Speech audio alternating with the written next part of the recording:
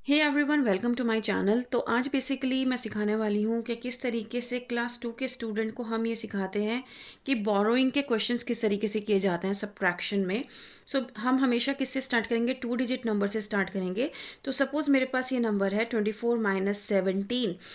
तो यहाँ पर क्या होता है, बच्चा ना सबसे ज़्यादा कंफ्यूज होता है। वो ना बड़े नंबर में से ही छोटे नंबर को माइनस करता है। वो ये नहीं देख रहा होता है कि जो छोटा नंबर है वो नीचे है, ऊपर नहीं लिखा हुआ है, राइट। तो हमें ये वाला कॉन्सेप्ट उसके माइंड में बिल्डअप करना होता है कि जो ऊपर वाला नंबर होता है वो चीज़ मैं चॉकलेट्स के बेस पे बच्चे को सिखाती हूँ, क्योंकि चॉकलेट जो है वो बच्चों की फेवरेट होती है। तो जब मैं सिखाती हूँ तो मैं कैसे सिखाती हूँ कि मेरे पास 4 चॉकलेट्स हैं, बट मुझे 7 खानी है। सो मैं क्या करूँगी? क्या मेरे लिए पॉसिबल है खाना? तो बच्चा कहेगा नहीं। तो मैं उससे कहती हूँ कि ठीक है, फिर मुझे बोरो करनी पड़ेंगी अपने नेबर से। और मेरा नेबर कौन है? मेरा नेबर है 2। 2 क्योंकि 10th प्लेस पर है, क्योंकि ये वाली 1st प्लेस होती है, ये 10th प्लेस होती है।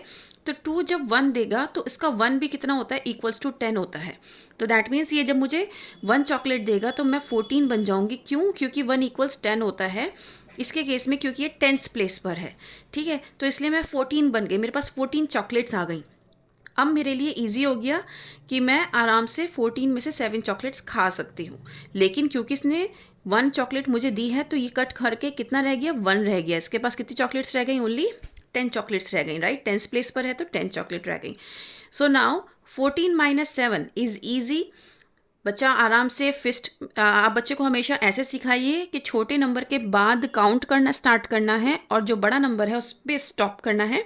Make a fist and starts counting after 7, 8, 9, 10, 11, 12, 13, 14। So that's how. कितने फिंगर्स ओपन अप हैं हमारी? 7।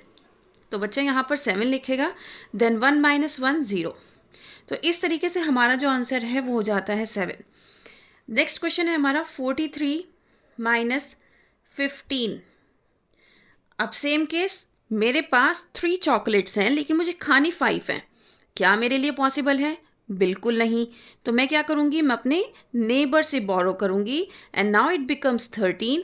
और इसके पास 4 थी, क्योंकि इसने मुझे 1 ऑलरेडी दे दी, तो 4 माइनस 1 3 रह गया। तो now count after 5 and stop at 13। After 5 6 7 8 9 10 11 12 13। So now we left with 8 chocolates. And now 3 minus 1, count after 1 up to 3. 1, after 1, 2, 3. Only 2 chocolates here.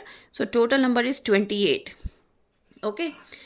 अब जो हम गलती करते हैं बीइंग अ पेरेंट, हम सोचते हैं भाई हमने 2 डिजिट नंबर, तो बच्चे 2 डिजिट में हमने बोरो करना सिखा दिया, अब हमारा बच्चा 3 डिजिट में आसानी से कर देगा, जो कि मुश्किल होता है बच्चे के लिए डबल वाले करना। वो 3 डिजिट देख के घबरा जाता है। तो हमें कैसे स्टार्ट करना है? जैसे मैंने एक नंबर लिखा है 483 और यहाँ पे लिख रही हूँ मैं 127। देखो, हमें एक तरफ से बोरो करना है, या तो मैं इस नंबर को बोरो कराऊंगी या फिर मैं इस नंबर को बोरो कराऊंगी। किसी भी एक डिजिट को बोरो कराना है, या तो 1st प्लेस की या फिर 10th प्लेस की। क्योंकि अगर आपने 1st और 10th प्लेस दोनों ही बोरोइंग में रख दिए तो बच्चे के लिए बहुत ही कंफ्यूजिंग कॉन्सेप्ट हो जाएगा। तो हमें क्या करना है? मेरे पास 3 चॉकलेट्स हैं, 7 मुझे खानी है, तो मैं क्या करूँगी? बोरो करूँगी 8 से। सो 8 मुझे 1 चॉकलेट दे दा, आई हैव 13। तो ये कितना रह गया? 7 रह गए इसके पास। So 13 minus 7, count after 7 up to 13, 8 9 10 11 12 13। So 6 fingers opened up हैं। 7 minus 2, after 2 you need to count on your fingers and you have to stop at 7. After 2, 3 4 5 6 7. So 5 chocolates, and then here 4 minus 1 is 3. So 356 is my answer. या तो आप इस तरीके से आप question दो जिसमें मैंने लास्ट 1st प्लेस डिजिट पर क्या किया है? बोरो किया है। या फिर आप क्वेश्चन इस तरीके का दो जैसे मैं ये दे रही हूँ। 4 माइनस 3 1, ईजी है। 2 माइनस 5, 2 चॉकलेट्स मेरे पास हैं, 5 खानी है, पॉसिबल नहीं है, तो मैं बोरो करूँगी 3 से, तो मेरे पास 12 चॉकलेट्स हो जाएंगी और 3 के पास रह जाएंगी 2। So 12 minus 5, after 5 you need to count 6, 7, 8, 9, 10, 11, 12.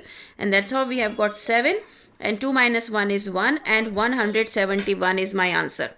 So always remember one thing, आपको हमेशा एक मेथड से स्टार्ट करना है।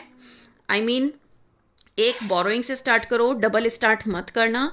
उसके बाद धीरे धीरे बच्चे को स्टेप बाय स्टेप हमें आगे बढ़ना है। सारे स्टेप्स एक साथ नहीं चलने हैं, हमें स्टेप बाय स्टेप आगे चलना है और उसी के अकॉर्डिंग बच्चे को सिखाना है। जब हम इस तरीके से बच्चे को सिखाते हैं तो बच्चे का कॉन्सेप्ट बिल्डअप बहुत अच्छे से होता है और उसको कन्फ्यूज़न भी नहीं होता।